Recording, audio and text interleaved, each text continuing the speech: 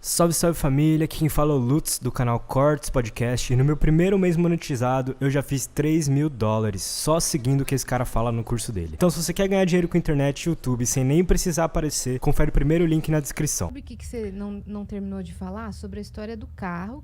Que você chegou com o carro zero na garagem e tava o seu pai. Cheguei com o carro zero. Me lembra de contar essa história da moça da mama, tá? Conta, aí eu cheguei, meu senão... pai... A hora que eu cheguei com o carro 0 km na garagem do meu pai estava disponível para o mercado de trabalho. Ele chegou e falou, filhinha, para uns ganhar, outros tem que perder. Foi assim que ele recebeu o meu carro 0 km. Para uns ganhar, outros tem que perder. Ou seja, eu tive que perder para você sobressair. Ele acreditava nisso. Uhum. E assim, uma das coisas assim que eu queria muito ter tido a oportunidade, com o conhecimento que eu tenho hoje, de ajudar meu pai. Porque meu pai era um cara fantástico, ele era um gênio. Meu pai era uma biblioteca ambulante. Meu pai, ele tinha uma comunicação, uma habilidade de comunicação. Se ele se candidatasse a presidente da República, ele ganhava. Porque ele tinha um talento, tudo que ele ia... Na casa que a minha mãe mora hoje, era um terreno baldio na frente. Meu pai conseguiu... O pessoal ficou anos, acho que mais de 20 anos, tentando que fizesse uma praça arborizada, bonita, uma praça de lazer para a comunidade lá da região. Meu pai foi, ele conseguiu. A Praça Mário Lago. Então, o prefeito foi na casa da minha mãe inaugurar a praça. Nossa. Lá na garagem da minha mãe. Meu pai conseguia tudo. Desde quando eu era criança, ele fazia parte da Sociedade Amigos de Bairro. Ele arrecadava nas empresas brinquedos, carrinho, boneca da garagem. Ele abria a garagem da nossa casa todo ano, no Dia das Crianças e Natal. Uhum. A gente abria a garagem, aí vinha a comunidade da favela, fazia fila e ganhava todas as crianças. Menino ganhava carrinho, ganhava boneca, as crianças. Eu vivi isso. Meu pai sempre foi um cara generoso, mas ele era extremamente... negativo. Uhum. Ele não tinha... Ele era uma biblioteca, ele tinha muito conhecimento, tudo que eu precisava saber de história, tudo. Ele lia muito jornal, mas ele lia tudo do jornal, e ele ia lá, ler a página policial. Aí ele tinha uma mania de ir lá também no obituário para encontrar algum amigo que tinha morrido. Ou seja, a conexão dele sempre estava com algo que não era legal. A energia totalmente ligada a isso, né? A coisas que não eram legais. E ele criou muita coisa que não foi legal, inclusive doença para ele, que foi o que acabou levando ele, Se né, ele para outra soubesse dimensão. o poder que ele tinha, né? Se ele usasse a inteligência dele para criar... Porque o poder que ele tinha, ele criou muita coisa que não foi legal para ele. Uhum. Muita coisa. E para a gente também. Porque a gente viveu, assim, dificuldade financeira da gente chegar no fundo do poço, de precisar que as pessoas fizessem cesta básica e viesse doar para a gente. Porque chegou um momento da nossa vida que a gente ficou, assim, todo mundo disponível para o mercado de trabalho. Todo mundo. Não entrava um tostão na minha casa. E o meu pai era a zebra ambulante, que ele ainda tinha um carro que ele tinha acabado de comprar, que era um consórcio que ele tinha sido premiado no consórcio, contemplado. Aí ele foi no enterro de um amigo, um vizinho que morreu, na vinda, deu perda total. Bateram no carro dele, deu perda total, não tinha seguro. Até isso ele perdeu. Então a gente vivia, sabe aquela monte de perda na vida? E a gente achava, aí a gente chamou um padre para benzer, porque meus pais eram muito católicos. Eles eram muito religiosos, eles davam palestra no Encontro de Casais com Cristo. Então, os padres iam muito lá em casa também. E a gente chamava os padres para benzer a nossa casa, porque a gente acreditava que tinham feito macumba para a gente. Um mau agouro. Assim. A gente não tinha o conhecimento de que a macumba era a gente que estava fazendo, com a nossa reclamação. Uhum. Com o jeito de olhar tudo que estava dando Vocês errado. estavam praguejando a própria vida. A gente olhava tudo. Aí a minha avó morreu. Foi a primeira perda que teve na minha família. Aí a gente só olhava para aquela perda. E aí, quanto mais você se sente um perdedor, quanto mais você se sente injustiçado pela vida, mais você se torna um imã de injustiça. Mais você se torna um perdedor, mais você atrai perdas. Porque você atrai aquilo que você está sentindo. O sentimento tem um poder fantástico, tem um poder de magnetizar coisas na sua vida. Então, não adianta, como eu estava contando, né? Quando eu me separei, eu desejava tudo de ruim acontecesse para o meu ex-marido, acontecia para mim. Por quê? Uhum.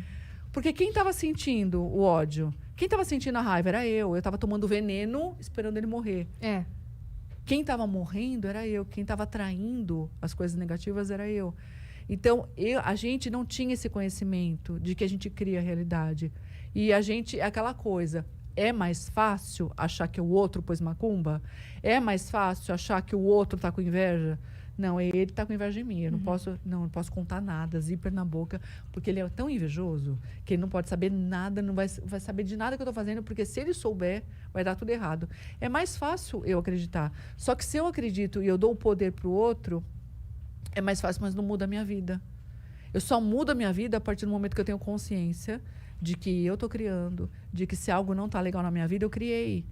É difícil, pô, mas Beth, você não tem noção. Vem aqui ver minha situação, Beth. Eu não tenho dinheiro nem para comprar um leite para o meu filho, nem um pão para o meu filho.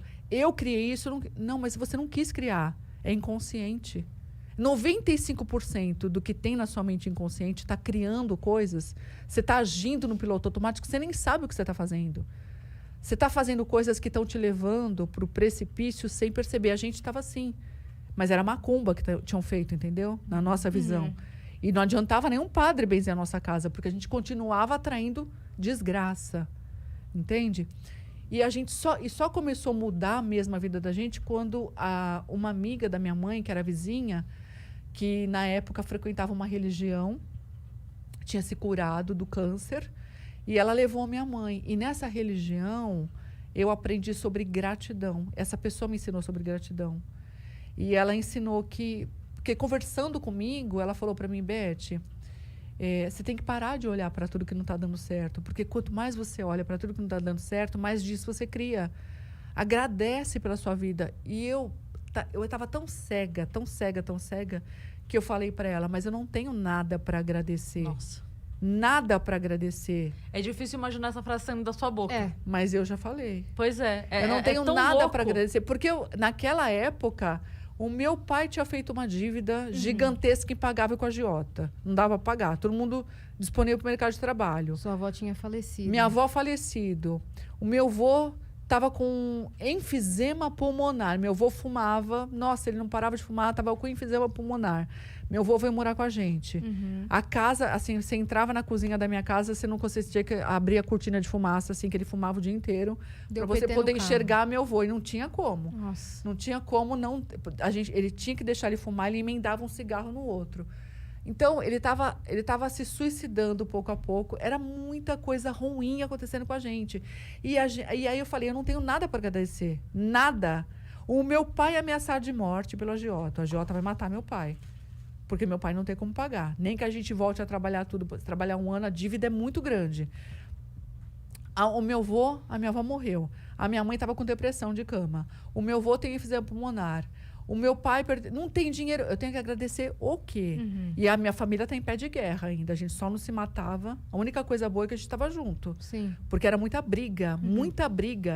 Todo dia. Pé de guerra mesmo.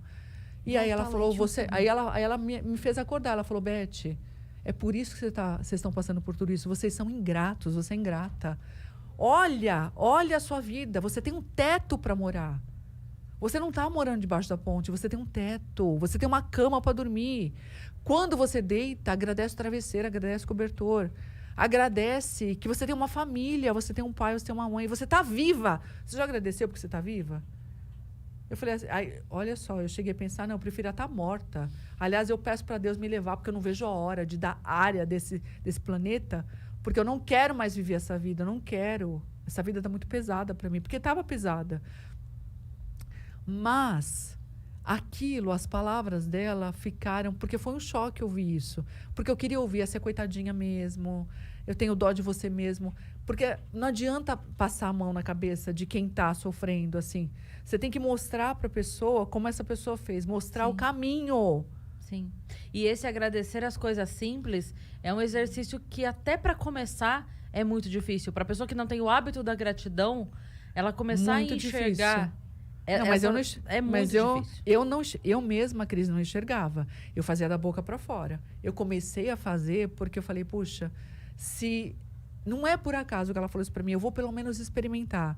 Porque pelo menos eu sempre fui essa pessoa. Eu sempre fui buscadora.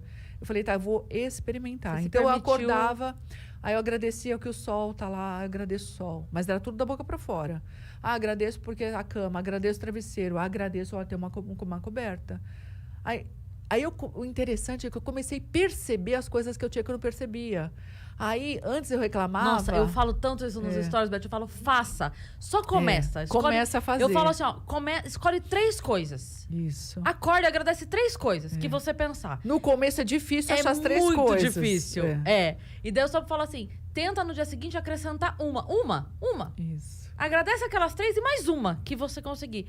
Vai aumentando uma por dia. Quando você vê, você já tá olhando tudo. Você agradece até por se atrasar. Quando você percebe, Não é? quando você faz isso, você muda o seu olhar Essa semana, da vida. a minha mãe e minha irmã estavam saindo pra resolver um negócio.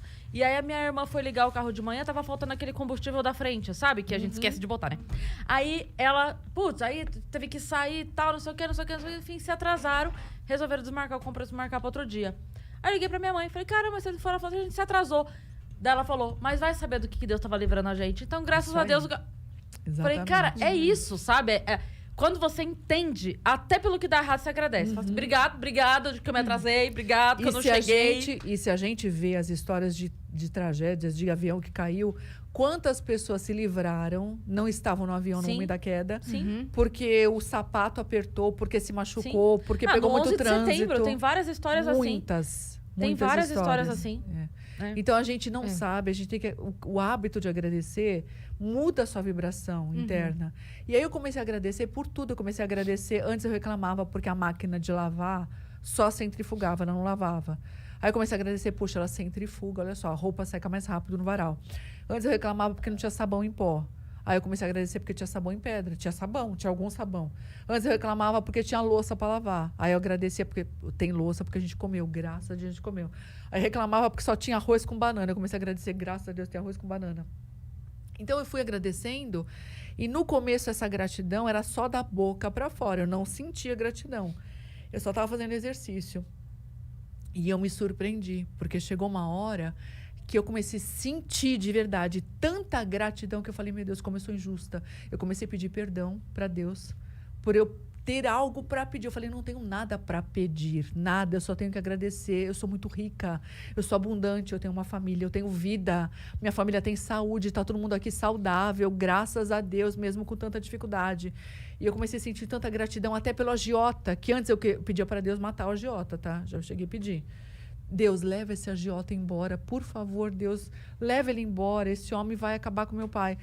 Aí eu comecei, falei, puxa, eu vou agradecer o agiota. Senti gratidão de verdade, ele emprestou dinheiro pra gente. No momento que a gente não tinha dinheiro para comprar comida, a gente comprou comida graças ao dinheiro dele.